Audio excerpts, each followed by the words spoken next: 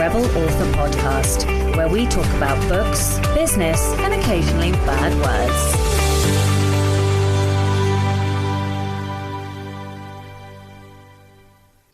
Hello, Rebels, and welcome to episode 132 of the Rebel Author Podcast.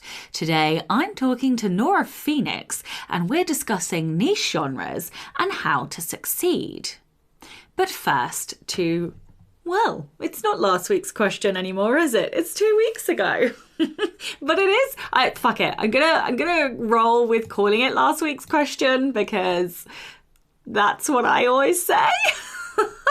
But yeah, we are looking at 2 weeks ago. So the question was, recommend me a craft book. So Erin J. Steen said, Writing for Emotional Impact by Carl Iglesias. There are lessons on YouTube too. So I actually have that book. I haven't read it, so I'm going to bump it up my TBR. Erin McKnight said, this was such a great episode. It gave me so much food for thought on my whip. The best craft book I've ever read is, or the best craft book I have is The Emotion Thesaurus. It's a lifesaver. I agree. I love The Emotion Thesaurus. Meg Jolly said, Wired for Story. This was a helpful grounding in how brain science can be used to hook readers that will absolutely help me improve my craft game in several key aspects going forward. I actually have both the audiobook and the physical book of Wired for Story, and I haven't read either, so I really need to up that as well. All right, so this week's question is, what are your favourite in-person events? The book recommendation of the week this week is The Shadows Between Us by Tricia Levenseller. So it has been a while since I sank a whole book in one evening. Now, I almost sank this whole book. I think I'd read maybe 50 pages. And I got in the bath and I started reading, and fuck me, I could not put the book down. Now, it was delicious. It's not a literary book, but it was engrossing. It was tantalizing. The tension. It was an enemies to lovers fantasy romance. And the main character is morally grey, and oh my god, I just loved every second of it. I couldn't put it down. It was like a really indulgent guilty pleasure for me. And yeah, so I'm highly recommending that if you like enemies to lovers stories, then you should have a read of that. Now, the only thing that I will say is that it looks like it's on pre-order again. So I don't know if they're doing like a big rebrand or something, but yeah, you may, like, I found it on the book depository, but I had my copy from before, so I don't know quite what is going on with that, but definitely put it on your TBRs. So in personal news and update, oh my god, it has been a week.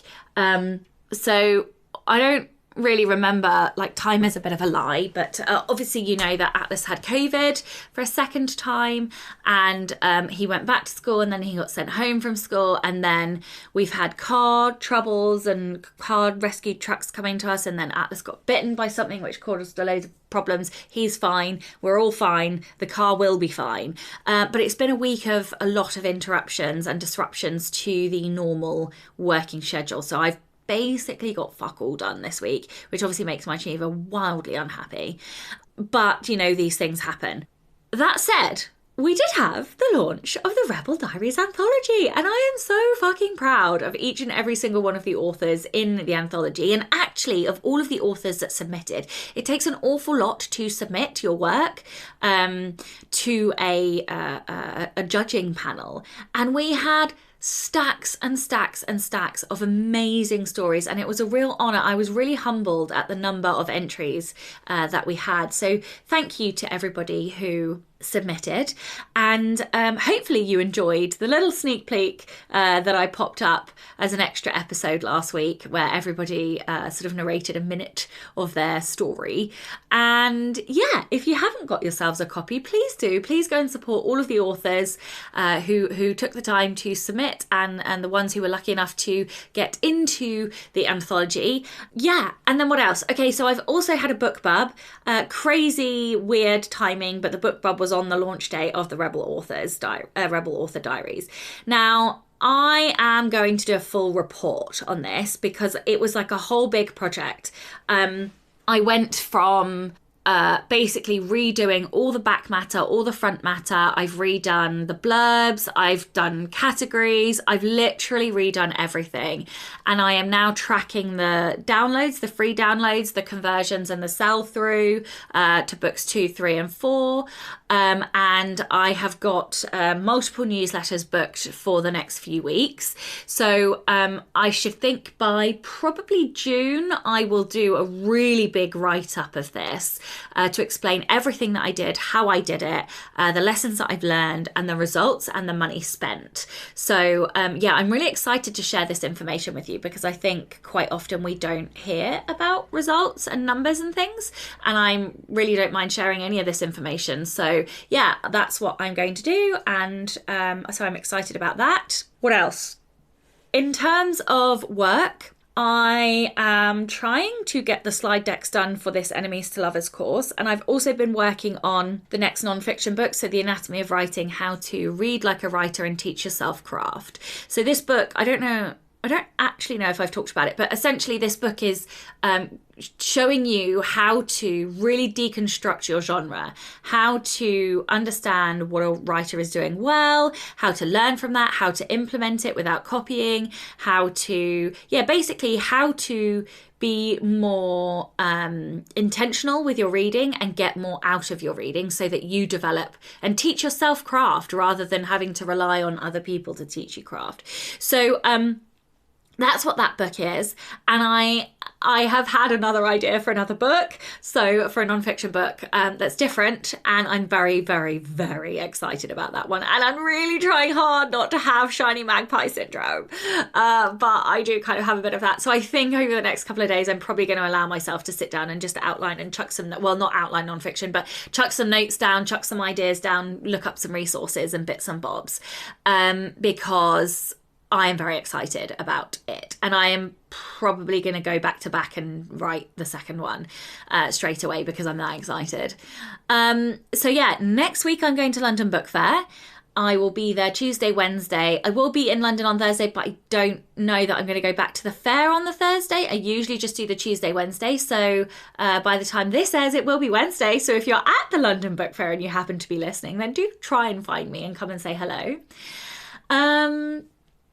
So yeah, next week is going to be full on. I'm very excited about next week. And then, and then I should be more back to normal. The following week is still Easter holidays in the UK. So the kiddo will be off, but I think my mum's going to have the kiddo. So I'm hoping I should be able to catch up because fuck me, the disruption to my working schedule. I have had barely any working time this year. So I am really quite behind on where I should be.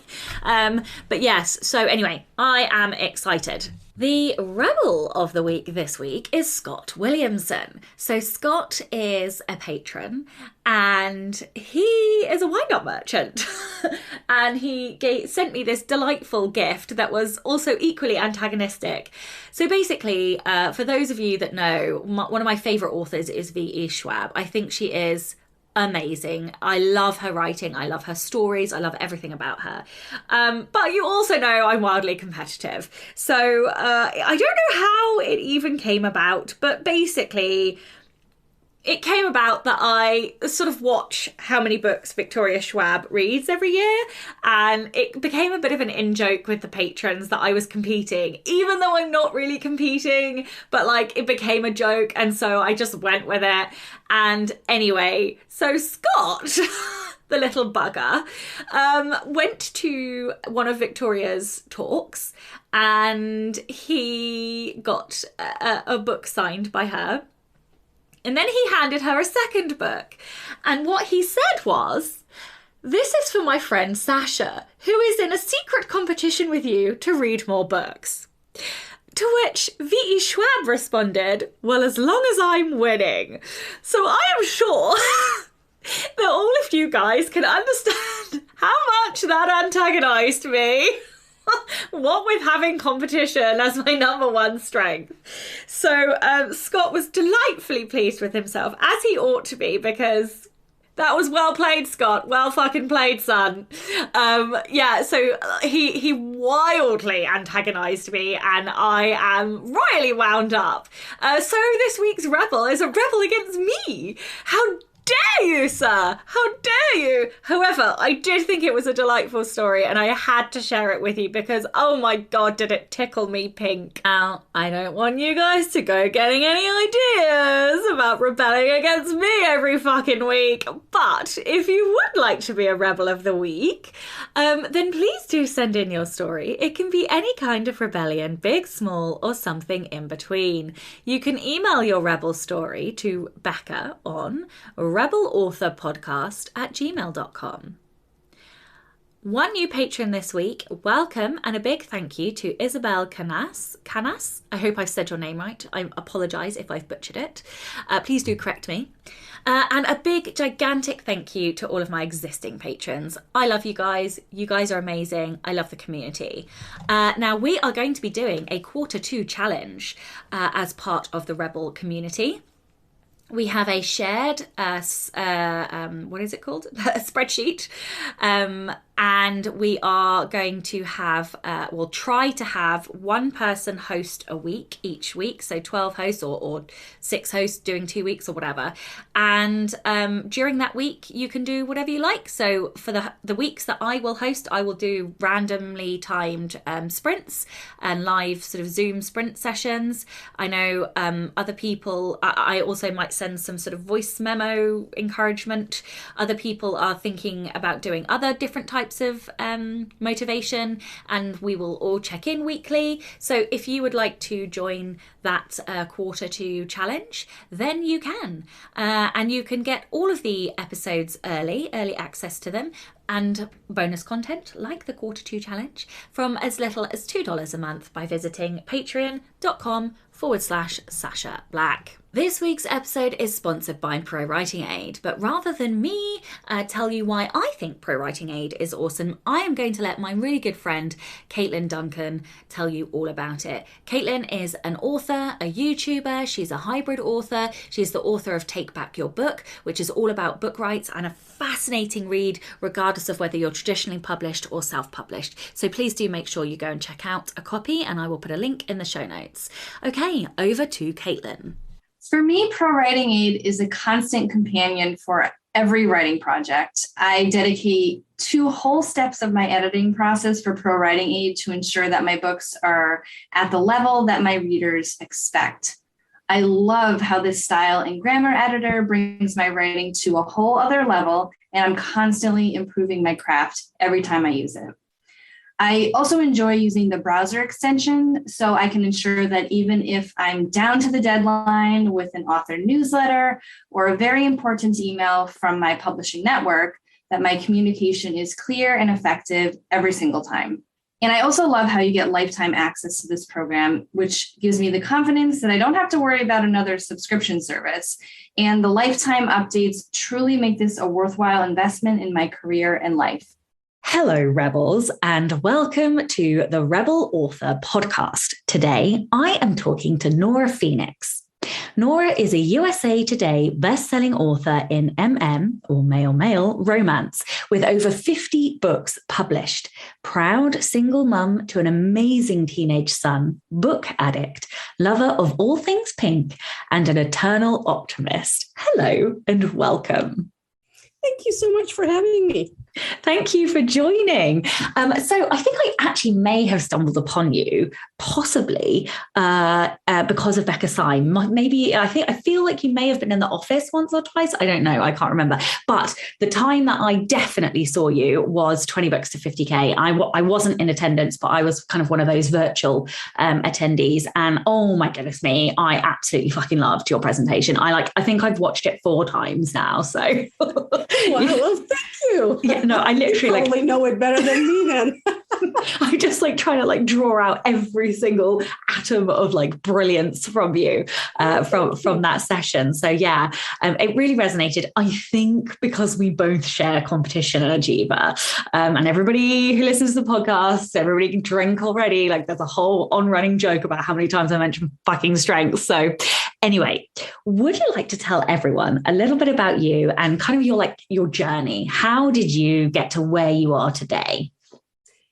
Yeah, my journey is a long one. That's really, I'm one of those people who started writing stories as a kid. So really, I've always loved reading. I think my mom took me to the library when I was a toddler, and I became a member, and I just kept on reading and reading. And then even as a child, the stories were in my head. Like I remember making a magazine for my family when I was 8 years old with stories I had written. Totally cute, I know. And then as a teenager, I got a little more serious. I had a typewriter. This is all pre-computer times, obviously, and by hand. I still have the stories. I mean, they're technically really bad, but they're incredibly cute and adorable and super romantic as a 14-year-old teenager can imagine things. And it's always been my dream. But then, reality kicks in. You have a high school counselor who tells you that being an author is not a viable career choice. Mm-hmm. And so I decided to study history. I'm a licensed history and social studies teacher in the Netherlands. I'm from the Netherlands originally. That was not going to happen. I love the history, the teaching part. Not day in, day out. I love teaching. I love teenagers. The combination, no. So I had all kinds of jobs, but in the back, that urge, that need to write was still there. And so I kept plugging away at it, kept writing, but always as a hobby. And then in 2016, my ex-husband and I, then husband, split up. We divorced, and I had a choice. It was basically now or never. I was going to have to support myself. And so it was either get a full-time job or take the jump and make something out of this writing thing. And with a courage I didn't know I even had, I decided to take the jump. I was really fortunate that my ex-husband was incredibly supportive. He still is. And so he financially supported me for the first 2 years. He said, I will make sure that you can dedicate yourself to this full time, which is an incredible place to start, to have that financial security for 2 years. But within a year, I made enough to support myself. I went from 0 to 100,000 in the first year. So I didn't see that coming. Neither did my ex-husband. We still joke about it because I had made a plan that said, well, maybe I can get $15,000 in the first year. And I felt pretty ambitious. So that was 2017. And ever since, I've been writing and doing really well. I'm very happy and lucky in that sense. So that's kind of been my journey. What an amazing, amazing journey. Oh, I love it. I get goosebumps even listening to it. Like, what major wins as well, right? Thank you. Yes. Yeah, you should be massively proud. And yeah, I want to learn all of the things and talk to you about all of the things. So your session at 20 books was all about killing it in a niche. Yeah. So although we have sort of listeners at all different ends of the spectrum in terms of writing and being indie authors, I wondered if we could start at the beginning. What is either the definition or your definition of a niche? Is it determined by like the number of titles in a genre? Is it by the number of likely sales? Is it defined as anything that isn't the most popular genres? Like, what is a niche? I don't even think there's a real definition of it. The way I see it, it just means that you have divided up a certain genre into a smaller subgenre that you are specifically targeting. I would consider, for example, cowboy romance is a subgenre of contemporary romance, at least if we're talking about contemporary cowboy. You can also go back into Western times, but I don't know if I would call that a niche based on the number of sales. I'm not that familiar with other genres, but I would definitely look at, is this a limited market or is this already completely flooded? When I started writing romance, male romance, it was definitely a niche. It was a lot smaller than it is now. I'm entering my 5th year of writing in this genre, and a lot has changed. We have a lot of new authors coming, also a lot of new readers. Luckily, the market is growing. I think at this point it still is a niche, but it won't be for much longer because we also see some very popular contemporary romance people writing which I'm a huge fan of. Serena Bowen is an example. I love seeing that, absolutely love seeing that. So I think we're right at that point where maybe in a year or two, romance won't be a niche anymore because it's just grown too big. So I do think it's a combination of sales and popularity, but I don't think anybody has very specific numbers on that. Yeah, I think LGBTQ plus fiction in general is becoming a lot more popular. I know, when I was a teenager, however many years ago that was, there was no LGBT fiction. And as a consequence, as a queer woman, I came to writing straight books because that's all I'd ever consumed. And it didn't even occur to me. I mean, I'm queer enough that I've married a woman and had a kid with her, right? So and it didn't even occur to me that maybe I should be writing queer books. I don't know how that happened. They just didn't exist. I mean, no. I think they existed, but it was definitely a very small subgenre. But also pre-Amazon, a lot of those books weren't simply not accessible. Mm-hmm. So I think, as much as we can all bitch and complain about Amazon, and trust me, I do at times, but one of the things they've definitely done is open up the publishing market to a lot of genres that otherwise wouldn't have had a chance. And I think queer fiction in the broadest sense and queer romance is definitely an example of that. I don't think it would have had the popularity it has now without Amazon opening the doors, basically. If we had to rely on traditional publishers, it wouldn't have happened, or much later. Mm-hmm. I agree. Okay. So lots of people say, find a niche that's hot, read in that niche, do all of the things about learning about that niche. So I wondered if we could take a minute to talk about assessing a niche. How do you know if it's financially viable? I suppose by definition, a niche means a smaller part of the market and therefore it's going to mean lower sales. And I know that you mentioned in your presentation, I think you gave some specific numbers that were something like 21,000 sales and 40,000 odd KU page reads, as those were the numbers for one of the most popular books in your genre. And that was sort of the ceiling. So I just wondered, as somebody who is very good at assessing a genre and, understanding metrics and things, how do you look at it? How do you do that assessment? Well, as much as I was drawn to romance, before deciding that was a genre I was going to write in, I did do that assessment. Now, we weren't at that high ceiling back then yet. This is really an example, the numbers that you quoted of how much we've grown.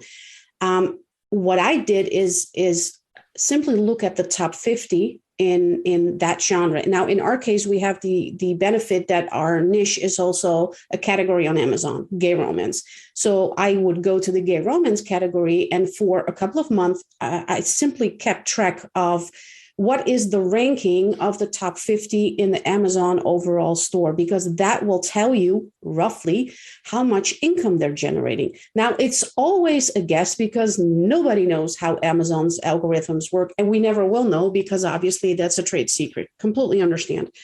But if you see the top 5 at any given time in gay romance fluctuate between, say, a number 25 in the overall Kindle store and a number 250, then you know that money is being made. Those are good numbers. But you also want to look at the whole top 50. Where are the others ranking? Because if it's just one or two authors that are really popular, that doesn't mean you'll be able to get those numbers. But if you see a broad range, and I think in top 10 in gay romance, we see probably... I want to say probably the top 10 is usually under the ranking of 1,000 in the whole store. That's money. That's money-making rank. So that will tell you. But you also need to look over time. You can't pick just one week, because we've had weeks where I remember when Royal Red, White, and Blue came out. Is that what's called? Royal? Yeah. Red, White, and Royal Blue. Red, White. I was like, I'm Casey McQuiston. Yeah. Look, I absolutely love that book. It was fucking fantastic, but it would not get out of the top 10. Like, we've had that damn book in the top 10, I want to say for a year, and then the publisher would discount the ebook and it popped right back up. Same with Call Me by Your Name, which, by the way, we can debate whether or not that's a romance, but whatever. Those books like that, the heavy hitters within the chat pub, they throw the numbers off. So you really have to look at, and over time, 2-3 months will give you a good idea of, is this genre viable in terms of sales? That's the only way you can guess. There's some estimates from, I think it's Kindlepreneur who does that. They estimate based on the sales how much people make. They're off. They are. I've checked mine and they're like, I've checked mine and I'm like, no. Yeah. Like, okay. Yeah. So. Okay. And so I guess 1,000 is kind of like the ceiling, or do you look at it like more cumulatively? Because I suppose, so when you started, were they still at 1,000, or that's where they are now? I'm asking selfishly because I'm looking at like some genres and I'm like, not really sure like whether or not this is going to continue to grow. And like the competition in me, like that risk person who is willing to take risk is like, I think this is going to grow. And so it's worth going in now. Like, but also I like money. So yeah, I don't know.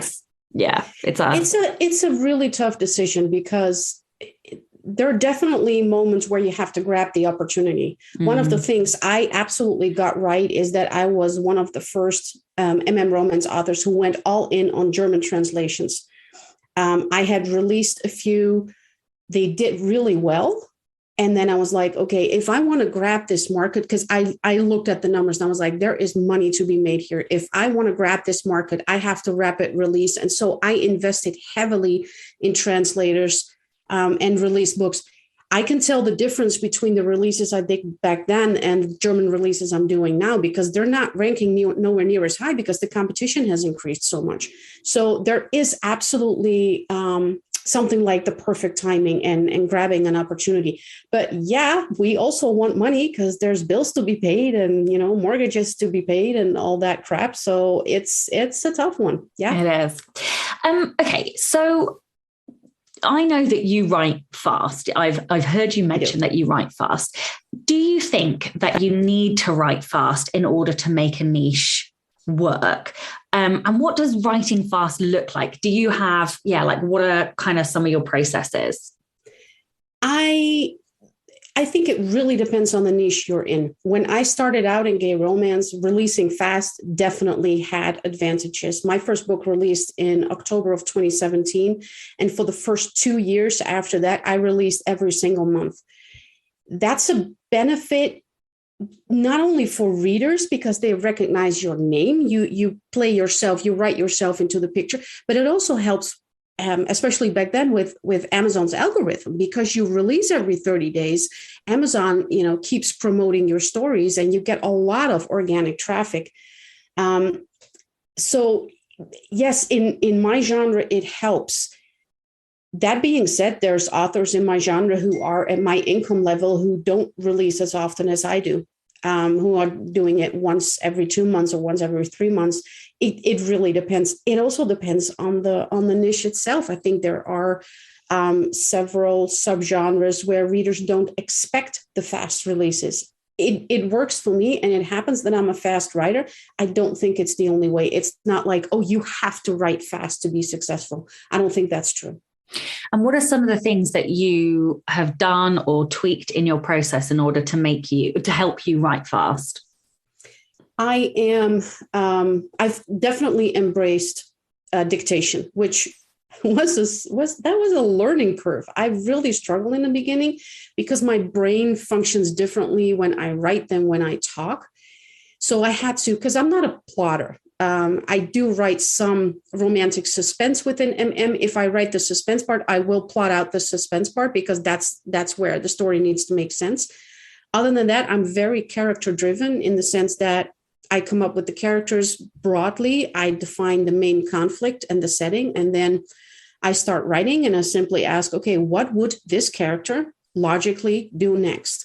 And so that's how I write my stories. I just happen to be able to do that pretty quickly. Now, I've had books. My fastest book I wrote in 10 days. That story just poured out of me. I've also had books that take longer. There are books that are just more difficult to write or have a plot that needs more research or just, more complicated.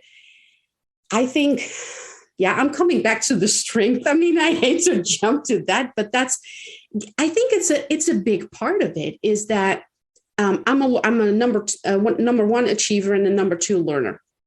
That learner is like, I gather all the information. How can I be more efficient? How can I do this? How can I do that? And then I'm an achiever.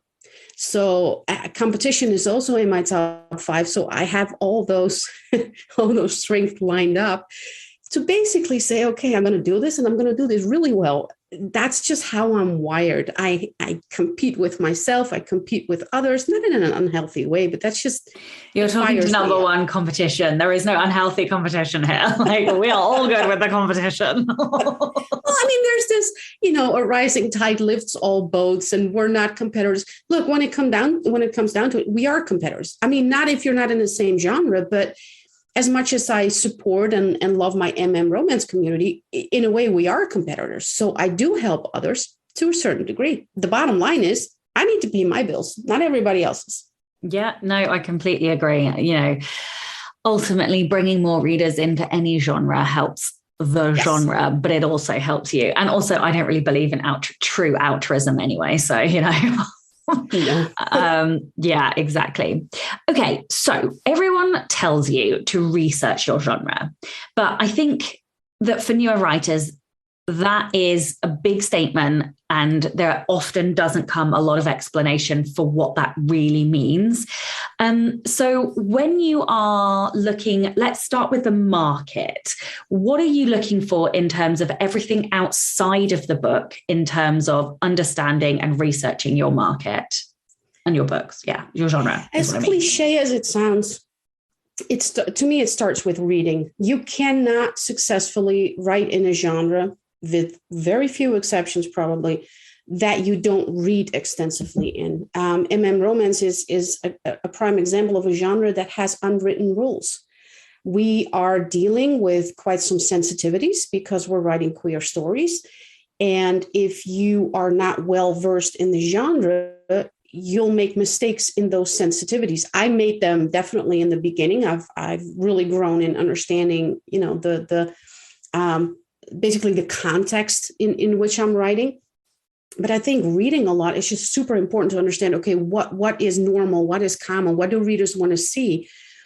Another piece of research that I do a lot is I have a huge reader group, 5,000 people. I do a lot of polls, and people say, oh, polls, they don't mean anything. Yeah, but it's like taking temperature, and sometimes I do a this or that. Would you prefer friends to lovers or enemies to lovers? Does it tell you anything? Yeah. Maybe not hard evidence, not hard numbers, but it still gives me a gut feeling of where the market is going. I also, every single day, check out the top 20 in gay romance. Every single day. I don't write things down. I just look at it and I make a mental note of, hey, I'm seeing another book with this trope pop up. Hey, the trend in covers is changing. I'm seeing more black and white covers, or I'm seeing 2 men on the cover again instead of 1, or I'm seeing abstract covers, or, there's a lot of fantasy in the top 20. Those are the kind of things nobody can tell you because nobody is able to do that research except you. And that just means constantly checking in with that genre. Cover research is incredibly important. You want your book, especially when you're starting out, you want your book to look the same but different, which is always, I hate it when people say that, but that's the only way to describe it. It has to fit in. If somebody sees that cover, they have to be able to identify, oh, this is romance or contemporary, because our covers are not that different anymore from contemporary. I also look for which authors are consistently doing really well, and what is it that makes them so popular? One of the most successful authors, let me mention two successful authors in my genre, is Lucy Lennox and Kylie Newholt. Both of them write romantic comedy, rom-com. That is, I think, within MM, the biggest genre, the biggest market that you can possibly have is same rom-com. For Lesfic as well. Yeah, and so if I were a new writer, I would look at that and go like, that's interesting. I can't write rom-com to save my life. I'm just not that kind of person. That's also because I think it's because I'm from Europe, and my sense of humor tends to gravitate more toward the British kind and the subtle kind. That's not what Americans consider humor. I don't mean to offend anybody, but my humor is different. It doesn't translate well, so I don't even try. But the more elements you introduce, the smaller your market. If rom-com is the biggest genre, is basically the biggest market within MM romance, if you write rom-com and all of a sudden you decide, I'm going to make it an MMM, like a threesome, you just lost a good chunk of your market. And now you decide it's a rom-com, but it also has kink. One of the guys is a daddy. Right. So now you have MMM daddy. You just cut your market in half again. And that's the kind of choice that new writers need to be so aware of, because once you box yourself into a certain type of books, it's really hard to get out of that. Once you've written 5 daddy books, that's what readers expect from you, is daddy. And then if you don't write a daddy, everybody's like, no, I don't want this. I want more daddies. And you'll be like, oh, crap. Now I have to write daddies for the rest of my life. Ask me how I know. Yeah. Luckily, I'm not that boxed in, but I do have readers who really want me to write a very specific series or type of story. And it's hard. It is. Yeah, you have to find the things that bring you joy as well. And, none of us want to write the same story over and over and over again. Oh, God, no. So how much do you read in the genre? I have had a couple of patrons sort of say questions like, I can't find books that I like in the genre that I'm writing in. I can't, the Amazon markets are blurry because there are books that look like they should be in this niche, but aren't necessarily in this niche. So how much should we be reading in these genres, I suppose, is the first question. How do we understand what is right in that genre in terms of the books in those markets, and how do we work out the ones that are just playing the game in terms of categories and keywords and things like that? I think success is a big determinator. I think people who cheat on categories, ultimately, they're never going to make it. I mean, if somebody brags because they, have an orange banner in, I don't know, lesbian poetry, but the book is a lesbian romance, at the end of the day, you're not going to find the readers, because nobody is going to look into lesbian poetry when they want a lesbian romance. So I don't think those strategies work. I think actually you're just fucking up your own Amazon algorithm, because once you pick the wrong categories, Amazon doesn't know who to offer your books to. You want those categories to be correct, both from a moral point of view, but also from a sales point of view.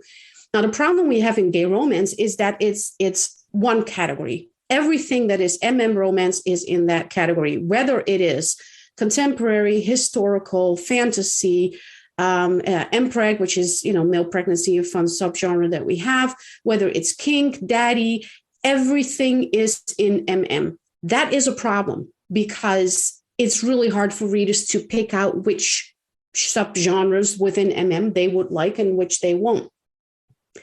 To see, in terms of content, look, I read pretty much everything. I have some triggers, everybody does. But I don't have a lot of tropes where I say on principle, I'm not going to read that. I don't read a lot of second chance romance. That's a really weird trope. I just don't like it. I've read very few second chance romances that I really like. So that's just a personal thing. That's nothing about quality. But other than that, I try to read everything within MM, a broad variety, because I want to see what people are doing. I want to see what's working. And if I don't like a book, or if a book has been hyped and it's not doing as well as everybody expected, I really try to do analysis, like what went wrong, like what happened. Is it the cover? Is it, oh, the first chapter is boring? Is it, the dialogue is still like, I also want the answers, and I'm pretty deliberate in that step. And I don't think a lot of people do that. Yeah, and that's definitely your learner, because I do that as well. So, and I suppose digging deeper on that then, what is it when you are reading those books that you look for in order to determine what is genre? Like you mentioned earlier, how gay romance can have there were some mistakes, like things to avoid, and how also it can be political as well. So like, how do you know what elements are genre and what elements are like trope, and what are the hard lines? Is that just experience? Is it frequency of it turning up? Like, how do you, I think genre is so hard. It is really hard. I think as much as I hate to say it, Goodreads is, in that case, a really good barometer. Just don't read your own reviews. Read the reviews from other people. It's a fucking cesspit for your own books. So bad reviews, generally speaking, don't bother me. I'm one of those people who, I'm like Teflon, like it slides right off. Sometimes they get personal. That's when I get pissed off. The funniest critical feedback I've ever gotten was, I'm from the Netherlands. Dutch obviously is my native language. And I had one Dutch character who, said some Dutch words, and I had a reader comment that I'd gotten it wrong. And I'm like, oh, wow. And she wasn't even Dutch. And I just laughed. I'm like, this is the funniest fucking shit ever. You're trying to correct my own language, like whatever. And I'm not the only one, because I have a good friend of mine who's an author who is, from Cuba originally. And so Spanish, she's fluent in Spanish. She had readers correct her Spanish. Like somebody from Cuba, I wouldn't say it like that. You want to bet? Oh my God. I love some of those things are just, but reviews in this sense are a really good source of information, because especially reviewers who read a lot, they'll point out the mistakes to you. They'll be like, this book didn't have full consent, which within MM romance is huge. That's a really big thing, consent. Very casual, but the consent has to be there. If there's no consent, then you have to call it DubCon. Like, I don't care. I don't have a moral opinion on whether you want to write DubCon or non-con. That's all fine. But you damn well better label it correctly. What are those two? What are those? Can you just, for the listeners who may not read? DubCon is dubious consent. So that includes situations where there's no informed consent. For example, when somebody is drunk, when there's fantasy elements where somebody isn't in full possession of their own free will, in slave situations. And then non-con basically it's a euphemism for rape, because that's what it comes down to. In the normal world, we would call non-con rape. We've just come up with a nicer word for it. And again, no moral judgment if that's what you want to write. I don't judge people for what they read or write. That's to each their own, but you have to label it correctly. And readers will call you out on that. To our genre, triggers are very important. You have to give content warnings. You don't need to do it in the blurb and then just say, check the trigger warnings or the content warnings in the front of the book and make sure it's included in the look inside. So readers can use the look inside feature on Amazon to see, okay, this book has a content warning for domestic abuse. Okay, that's a trigger. I don't want to read it.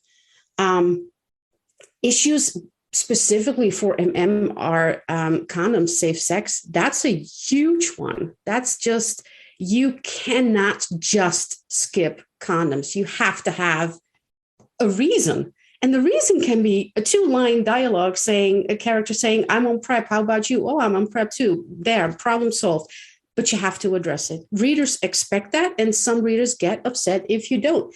That's one of those unwritten rules. But you will pick up on that in the conversations on Goodreads, because that's the shit that readers will call out. They don't do it nicely, but Goodreads is a reader platform. They can say and do whatever the fuck they want. I don't get involved. I do use it as research. Oh, I think this is amazing. This is such good information. Thank you so much for answering in such detail. Okay. One of the things that I thought was interesting that you mentioned in the presentation was around the differences between writing to market and writing to trend. So I wondered if you could just give a quick sort of explanation of the differences. Yeah, I think this is where a lot of people are really confused. They constantly use the terms interchangeably, and they're not the same. Writing to market simply means that you have chosen a specific market audience and that you write your books in such a way that it appeals to that audience. Now, that doesn't necessarily need to be a big audience. That can be a very specific niche. But you're writing in a way that captures that market. Let's say I am writing a book specifically in romance for readers who love daddy kink. That means the book has to have daddy kinks. That also means I have to hit the feels and the subtropes and the elements that readers who love daddy kink expect, which is probably a spanking, because that's really something that a lot of readers love. The daddy's Don't we all? Don't we all? Well, I mean, in theory, yes. In reality, don't touch me. But it's, readers express what they want. Oh, I like it when, the daddy takes care of his boy, or where the boy comes home from work and he's all all exhausted, and the daddy, gives him a bath. Those are the tropes, the elements you need to hit to write to market. Writing to trend simply means that you are keeping track of what's popular on Amazon. You see something that is basically crosses with whatever you're writing, and you jump on that trend. Now, I'm once again going to mention daddy kink because it's a little more mainstream now, but daddy kink at some point was a huge trend within It became wildly popular. I happen to be one of the first authors who jumped on it. That was writing to trend. It is, to this date, still firm hand, my best-selling book, because the trend was right there. I wrote that book in 10 days. I had a really good story in my head.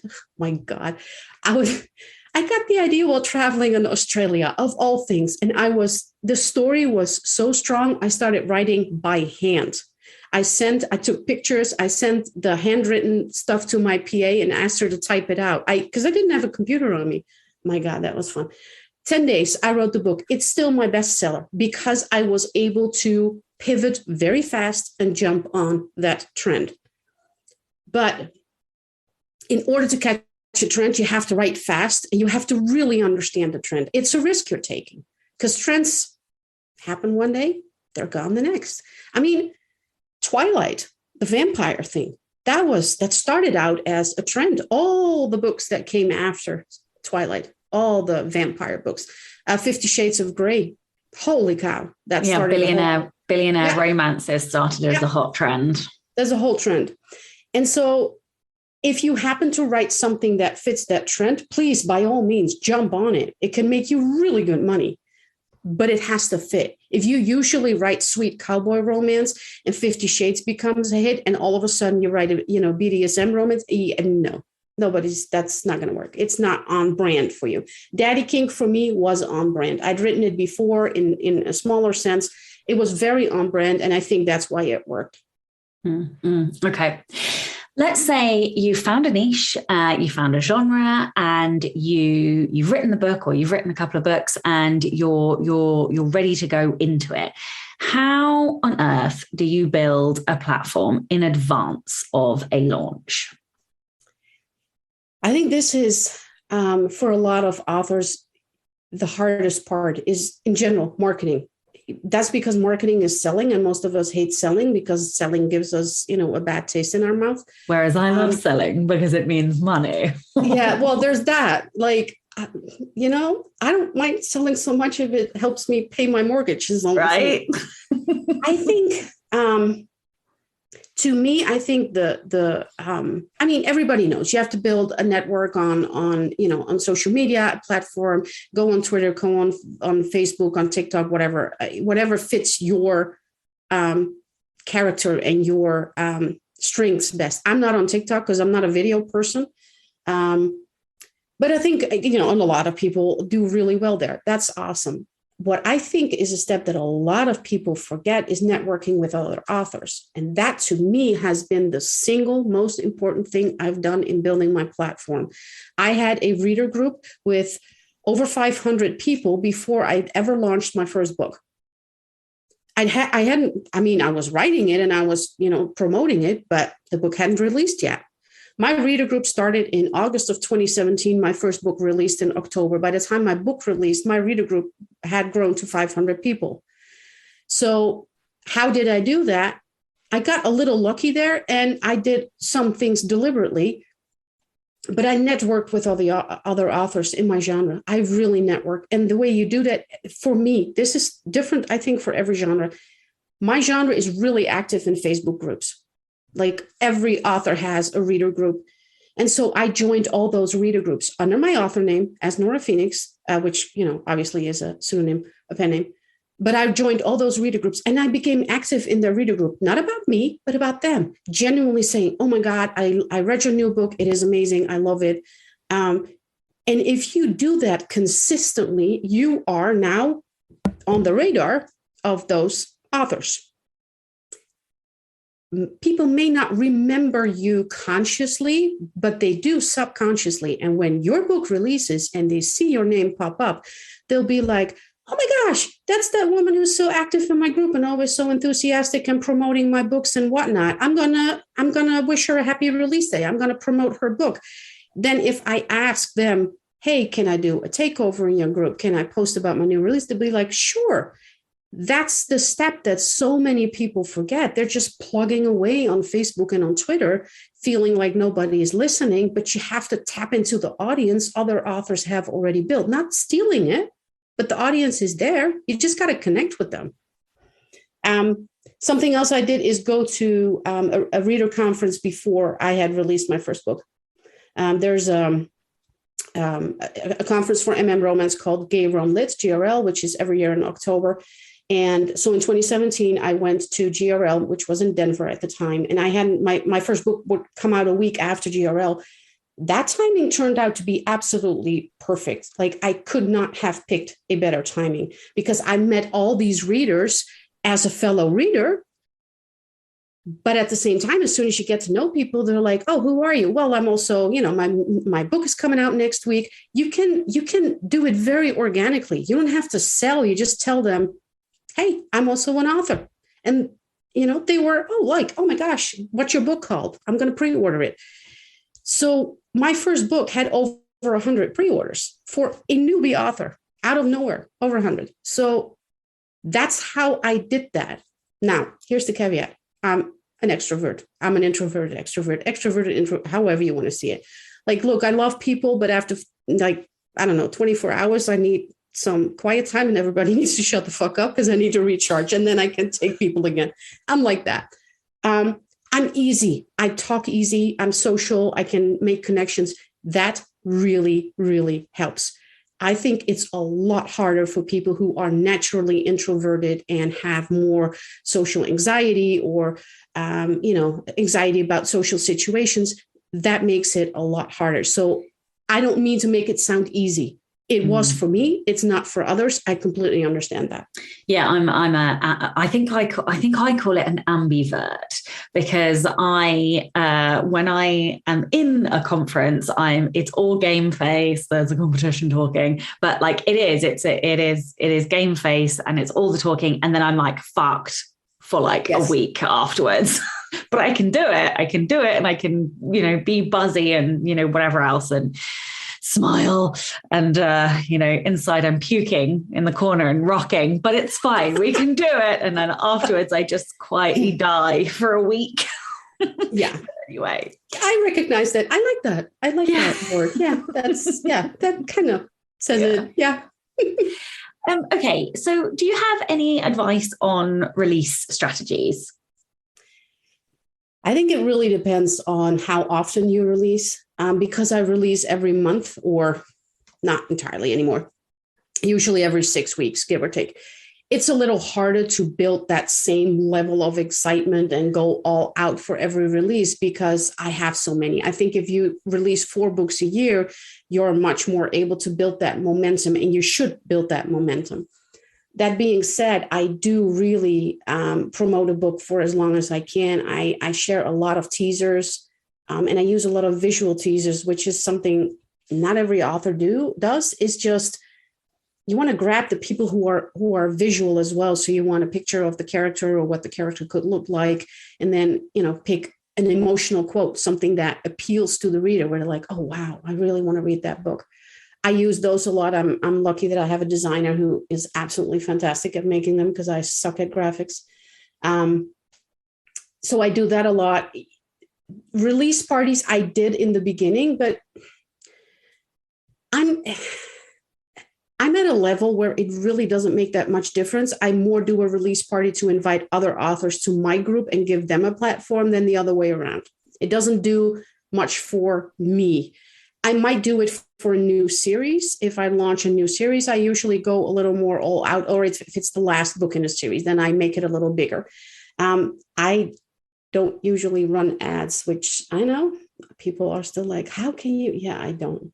No, I have a few running, but minimal. Different markets, maybe some Amazon ads in France or Germany, and that's about it. I rarely run ads on Amazon US. It's just not worth the money. Wow. I only run a few ads just because I don't really enjoy doing it. Well, but there are other ways to market as well, which I find much easier and, well, and much more effective. And this is something that people also, I think, don't always consider. Look, I'm a numbers person, which is really funny because I'm really bad at math and I hate math. I'm still a numbers person because I want the evidence. And so I think what people need to realize is that if you need to spend $60,000 to make $100,000, your net, it's not even your profit because you'll have other expenses as well, but the difference between those two is basically you're making $40,000. If I don't run ads and thus I only spend $2,000, but I make $70,000, you're saying, well, you make less than me. Yeah, but I also spend a hell of a lot less. Mm-hmm. Like you're down the line on you're talking about $40,000. I'm talking about $68,000. That's a huge difference. That's what I'm looking at. I'm sure I could sell more if I ran ads, but I've done it. And to me, it's not worth it. The time and money I need to put into that is not making me more money in terms where I'm like, oh, that's at the same level. It's not worth it. No, I spend about an hour and a half a month on ads, and that's about it. And then I do a 10-minute check about halfway through the month. I just can't be fucked. That's enough for me. 15 minutes on every Monday, 15 to 30 minutes. I check my ads. I decide whether or not I want to run a new Amazon ad. If the timer goes after 30 minutes, I'm done. Yeah. Off that shit. We'll be back next week. Yes. You get sucked into it and and I've done all the courses. I've done Mark Dawson's course and I've done all the courses, and they all say something else or they all say the same, and everybody's trying it at the same time. And at some point I'm like, you know what? I think I make more money if I spend my time writing books rather than filling at ads. So there's that. Yeah, I think that is an amazing segue into my next question, which is bank over rank. Oh my God, yes. What does it mean? But more importantly, the thing that I'm interested in is how does it affect or change business decisions for you? Yeah, in a huge way. So I'm about to climb on my soapbox here, people. This is something I feel really, really strongly about. And we've seen several changes in Amazon's algorithms over the year. And every time people panic, we've had one a couple of weeks ago and new releases tanked and people were panicking. And now it's like, oh my God, they changed this, they changed that. What they change is the ranking. They don't necessarily change the bank that you're making, which is why I focus on the bank. At the end of the day, it's not my ranking that is in my bank account. It's how much money I get from Amazon. I've had books that consistently ranked much lower than other books and yet made more money simply because of the way the sales were, spread out, or I don't know. There's so much that goes into an Amazon rank. So I tell people, of course, the benefit of rank is that if you rank higher, Amazon might promote your book organically. And that's definitely a benefit. Is it worth it? Is it worth it, throwing everything to get that super high rank? I don't think it is. And that's, like you said, how does it affect or change business decisions? Well, one of the decisions that it has made very easy for me is the decision to not spend a lot on ads.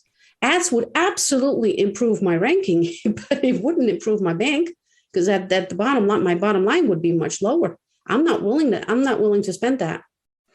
It also means that my sales are more robust. When Facebook a couple of weeks ago changed some things in Facebook ads because of Apple's changes in privacy, which, as an Apple consumer, I'm really happy about. As an advertiser, obviously it sucks. A lot of people had huge problems with their Facebook ads and their sales plummeted. I didn't even see a blip because my sales weren't dependent on ads. So most of my sales are organic. Readers who have read me, who are subscribed. I mean, organic, but my newsletter. I have a newsletter, 12,000 people. I have a 5,000 people a reader group. That's my primary marketing, and that's based on bank, not rank. Really, people follow the numbers. That's all I want to say. Follow the numbers, because at the end of the day, the goal is not to become number one in the Amazon store. I'm not willing to spend $900,000 a month on marketing, or a year. I've heard people say, I've been to the conferences where people say, oh, I spend $90,000 a month on Amazon ads. Holy shit, woman. Like, seriously, as a Dutch person, I'd be like, oh, no. Like, that, everything in me rebels at even giving Amazon that much money in the first place. But also, I can't spend that much. That's just not in my nature. Like, hell no. Also, how? Like, it's fucking hard to get Amazon to spend your money anyway. Not at that level, because they literally throw, so much at them. And they have a super high ranking. So, I mean, it all comes together, and I get that. And it's definitely, it's a valid business model. I don't judge people who do it that way. I'm saying I cannot build my business that way. It would scare the bejesus out of me to even have to pay bills that high. If it has more than 4 numbers before, I'm like, no, just no. Okay. Because I know that you like Clifton strengths as well, I wanted to ask about your Clifton strengths. What have you learned from Clifton strengths? Have you changed any of your processes? Have you changed, or not changed necessarily, but have you tweaked anything? Like, what have you got from it? Just because I'm nosy, and also a fellow competition. Yeah, I think the first thing I got out of it was kind of like that aha moment where I was like, oh, now I understand. Because I've had a lot of people over the years ask me things like I'm sorry, that's my doorbell. My son is coming home from school. Nothing I can do about that. It's the motion sensor. I've had a lot of people ask me over the years, how do you do this? How do you do that? And then when I explained what I did and they tried to emulate it, it turned out to be so much harder for them. And on some level, I understood that, it's how you're wired. But after doing Becca's course and seeing my top 5, which is achiever, learner, activator, communication, and competition, like in the coaching session with Becca, she was like, that's a top 5 of strengths to do what you're doing right now. Like, your strengths are uniquely coming together to be as successful as you are. And I was like, now I understand why for others it's so much harder. I have that achiever, I have that learner, I have that competition, I have that inner drive. Nobody needs to motivate me to do anything. That's coming from within me. Nobody needs to tell me to keep an eye on the charts or to do research, because I'm a learner. I do it automatically. So what it has changed for me is that I've learned to lean much more into those strengths and go like, okay, I don't need to apologize for being an achiever. I don't need to apologize for being competitive. This is how I am. Deal with it. Like if somebody has a problem with me, being an achiever, at the end of the day, that's their problem, not mine. Like, I'm sorry, I'm not being rude about it, but deal with it. I think what it also, and that's really the learner part, was where I was like, holy cow, this explains so much. I love doing research. And so I would often have to force myself to keep writing in a certain series because it would feel too repetitive for me. Like I'm writing the same thing. I can't do that. And so after doing the course, I was like, I need to give into my need to write something else, not necessarily outside of romance, but to try maybe a different subgenre or a different setting. I wrote a whole series set in the White House. I mean, I've done so much fucking research for that one. Like I've literally read like 50 books, loved it. Absolutely. My learner was so happy, so happy. And because it's happy, I'm happy and the books are good. That is the cooperation, basically, where you have to lean into those strengths and say, okay, this is working for me. I also learned some practical things. Becca challenged me to get up earlier, which that was not a fun conversation. She was right. She was absolutely right. Was that the activator? Oh my God. So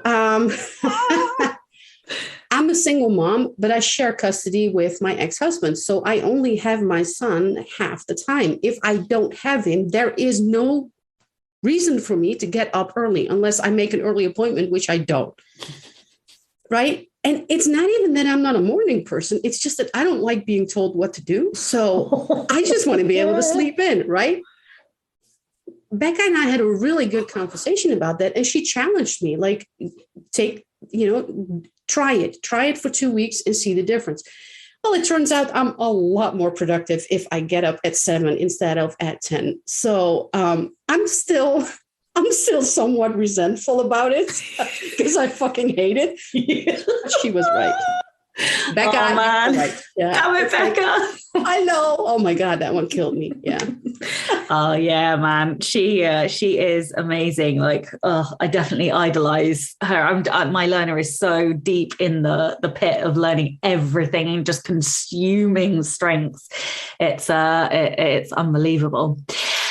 Okay, well, this is the Rebel Author Podcast. So tell everyone about a time you unleashed your inner rebel. I really want to say when I decided to write instead of go the safe route and take a full-time job. Like I could have gotten a full-time job and be a boring, for me, not judging anybody, but be a boring, 8 to 5 person who had an income from my son and lived the comfortable life. And I took the risk. And that is not something that was normal for me. I wasn't by nature a risk taker, but I think it was because of the divorce. My foundation had been shaken so much already. I was on such shaky ground that I was like, well, I might as well take this risk. Like I was discovering things about myself I didn't know. And I turned out to be a lot more, a lot stronger than I had ever given myself credit for.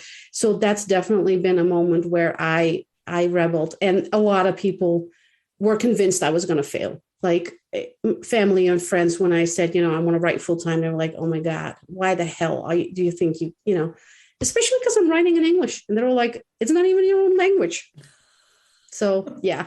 And it's not. I know that. But, have you written any books in Dutch? No, I can't write in Dutch. You can't write in Dutch? No, it's interesting. I learned to read in English when I was a teenager. I forced myself to read the original language. And this is really something I got from my mom, who always said the translation is never as good as the original. So she was fluent in German. And so she really encouraged us to write, my sister and I, to read in the original language. So when I was in high school, I felt like, I had to read required Shakespeare and whatever anyway. I was like, I might as well try the books I love translated to read them in the original English. And so ever since. So you started with Shakespeare? Fuck Macbeth. Macbeth. Oh my God. Oh my God. Look, that was torture, I will admit.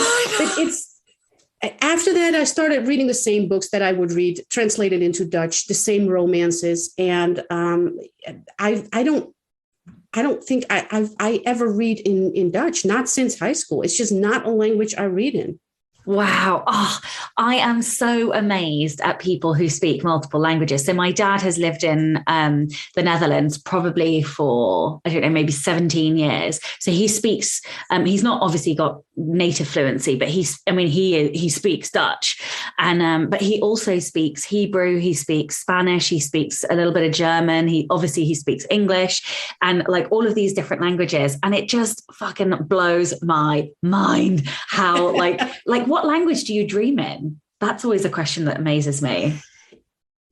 Usually in English, unless I've talked in Dutch to a friend or family because of the war in the Ukraine and everything. I've been talking a lot to my family who's all in Europe. That's all in Dutch.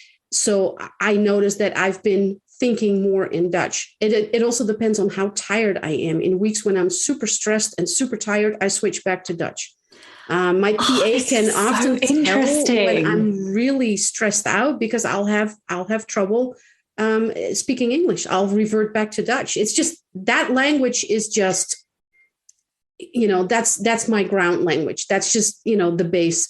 I'm also pretty fluent in German because I lived in Germany for a couple of years. I can understand French. I don't speak it very well anymore. It's just gotten too rusty.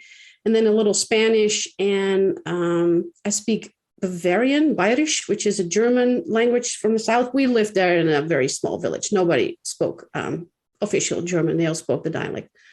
And then I took Latin and Greek in high school. I'm one of those. Oh my God. I am in awe of you. I love languages. I love them. I find it fascinating. I am not great at other languages. I mean, I did Spanish at school for, 5 years. I am not good.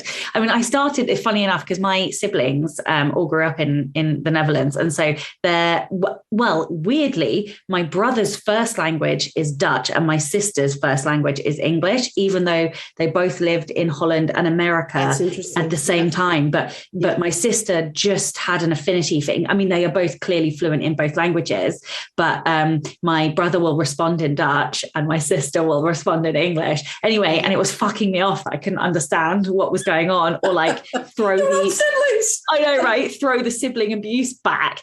And so I started learning Dutch, but because I'm not in Holland and because I don't have people to speak it to every day, it was just so fucking hard to get it in my brain. So I have stopped now. But that being said, it's also a pretty impossible language to learn. It's one of the harder languages to learn, both because of the sounds and our grammar. I mean, if you think English is fucked up, Dutch is just, seriously. It's not an easy language. It's just not. No, well, yeah, I found it hard, but then I do find languages quite difficult, apart from English, clearly. Right. Okay. Where can people find out more about you? What's coming up next for you? Anything else that you would like to add? Well, the easiest way to find me is on my website, www.noraphoenix.com. It has just been redesigned. I really love how it looks. It's very clean and bright. I also have a web store there, which I adore. We're still working out the last details there. Facebook, I'm huge on Facebook, not because I like Facebook, but because it's an easy medium for me. I have a Facebook group called Nora's Nook, and any author is welcome to join, even if they're not in romance. If they want to see how I run my group, all I ask is that if there's a question when you join, is that they put in the question that they're joining as an author, because that helps us see why they're joining, because, Facebook has its fair share of weirdos, unfortunately. Other than that, what's next? I have a new release this Friday. Geez, yes. called Jilted Jaron, which is about a guy who gets jilted, basically dumped the day before his wedding. And he's so sad. And then his fiance's brother takes him in. And obviously, the guy thinks he's straight. They all think they're straight. And you know what? It's MM romance. They never are. So that's just a very fun, a little bit more lighthearted book, and the first in a new series called The Foster Brothers. I'm really excited about it. It's been a really fun book to write. So there is that. Oh, amazing. Thank you so, so much for your time today. I really appreciate it. And of course, thank you to all of the show's listeners and all of the show's patrons. If you would like to get early access to all of the episodes, as well as random bonus goodies, then you can by visiting patreon.com/Sacha Black. I'm Sacha Black. You are listening to Nora Phoenix, and this was the Rebel Author Podcast. Next week, I am joined by, holy shit, Alex E. Harrow. She is one of my all-time favourite authors. She wrote The 10,000 Doors of January. She wrote Once and Future Witches. She wrote A Spindle Splintered. And I just was very lucky and got to read her sequel to A Spindle Splintered, which is a retelling of Sleeping Beauty, Mirror Mended, and fuck me, she is amazing. I adore her prose so much. So I was besides myself with excitement to get to talk to her. So join me next week for that. Don't forget to tune in and subscribe on your podcatcher. And when you have a moment, please leave a review.